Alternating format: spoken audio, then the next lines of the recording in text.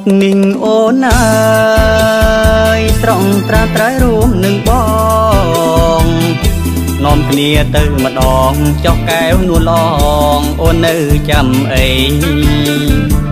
ថ្ងៃនេះចូលលេងវត្តដីក្រហ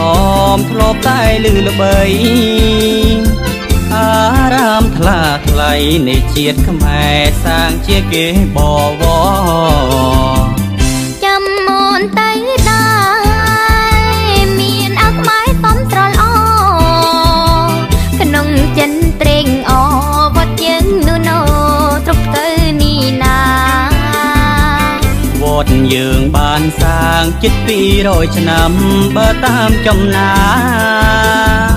ច្រើនចៅអានធីងកាលោកខំថែទុកជាគេជាតិយើងវត្តយើងសំថ្ងៃសែនប្របីពេញពេញហើយ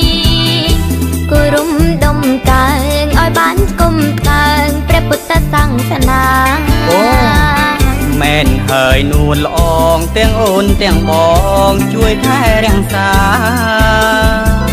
វប្បធម៌បវរល្អណាស់ណាខំរក្សាគ្រប់គ្នា